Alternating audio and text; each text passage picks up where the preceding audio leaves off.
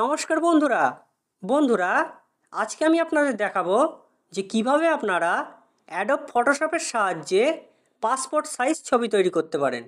তো বন্ধুরা, ভিডিওটি আপনারা মন দিয়ে দেখবেন। বন্ধুরা, আপনারা যেই ছবিটিকে পাসপোর্ট সাইজ ছবি বানাতে চান সেই ছবিটিকে আপনাদের এই অ্যাডোব ফটোশপের মধ্যে ওপেন করে নিতে হবে। তো ওপেন করার জন্য আপনাদের প্রথমে ফাইলে চলে যেতে হবে। ফাইলে যাওয়ার পর এখানে ওপেনে ক্লিক করবেন। ওপেনে ক্লিক করে আপনারা ছবিটিকে সিলেক্ট করে ওপেন করে নেবেন। তো বন্ধুরা, এখানে ছবিটি আমার ওপেন হয়ে গেছে। এবার আমি ছবিটিকে ক্রপ করব। তো ক্রপ করার জন্য আমরা ক্রপ আইকনে ক্লিক করব। করে এখানে আপনারা দেখবেন যে উইডথ আপনাদের যেন 2.5 সেন্টিমিটার হয়, আর হাইট যেন আপনাদের 3.5 সেন্টিমিটার হয়, আর রেশিও যেন আপনাদের 300 পিক্সেল হয়। তো এইগুলিকে আপনারা সেট করে নেবেন। তো সেট করার পর আপনারা এই ছবিটি ক্রপ করে নেবেন। তো আমি এখানে ছবির পোর্শনটিকে সিলেক্ট করে নিচ্ছি। সিলেক্ট করার পর আমি রাইট ক্লিক করে ক্রপ করে নিচ্ছি। তো বন্ধুরা, এখানে আমার ছবিটি ক্রপ হয়ে গেছে। এবার বন্ধুরা, আমি একটি নতুন পেজ ওপেন করব, যেই পেজের মধ্যে আমার পাসপোর্ট সাইজের ছবিগুলিকে সাজাবো। তো এর জন্য আমি এখানে ফের ফাইলে চলে যাব। ফাইলে গিয়ে এখানে নিউয়ে ক্লিক করব। ক্লিক করার পর এইখানে আপনারা মনে রাখবেন যে এই প্রিসেটের সাইজ যেন A4 সাইজ হয়। তো A4টাকে সিলেক্ট করে ওকে করে দেবেন। ওকে করার পর আমার একটি নতুন পেজ ওপেন হয়ে গেছে। এটাকে আমি অ্যাডজাস্ট করে দেওয়ার জন্য ম্যাগনিফায়ারে ক্লিক করছি। ম্যাগনিফায়ারে ক্লিক করে আমি ফিট অন স্ক্রিনটিকে সিলেক্ট করছি। এরপর বন্ধুরা, এখানে আমরা মুভ আইকনে ক্লিক করব। ক্লিক করার পর আমি এই ছবিটিকে সিলেক্ট করব।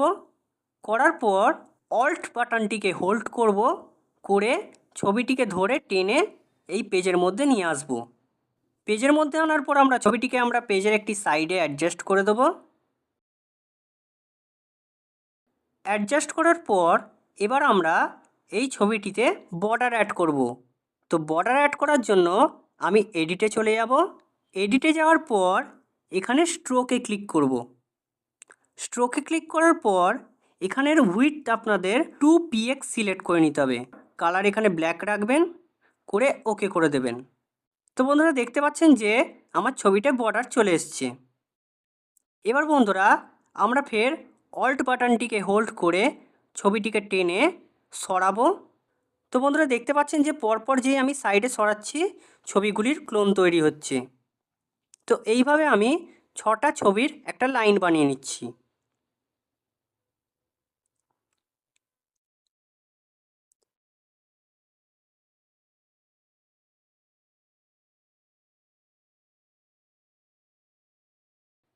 এবার বন্ধুরা, আপনারা এই ছবিগুলিকে প্রিন্ট আউট করে নিতে পারেন। বন্ধুরা, আপনারা যদি আরও ছবি চান তাহলে সেই ছবিগুলোর জন্য নিচে আরও লাইন বানাতে হবে। তো এই লাইনগুলি বানানোর জন্য এই যে ছবিগুলো দেখতে পাচ্ছেন, এর মধ্যে সবথেকে লাস্ট যে ছবিটা আছে সেই ছবিটির ওপর আপনারা রাইট ক্লিক করবেন, করে ব্যাকগ্রাউন্ড 6-এ ক্লিক করবেন। তো ব্যাকগ্রাউন্ড 6-এ ক্লিক করার পর আপনারা কন্ট্রোল বাটনটিকে হোল্ড করে ইটাকে 5 বার প্রেস করবেন। 5 বার প্রেস করার পর আপনারা অল্ট বাটনটিকে হোল্ড করে লাইনটিকে নিচে নামাবেন। তাহলে দেখবেন যে সেই লাইনের একটি কপি নিচে চলে আসছে। তো এইভাবে আপনারা আরও লাইনগুলিকে কপি করে নেবেন।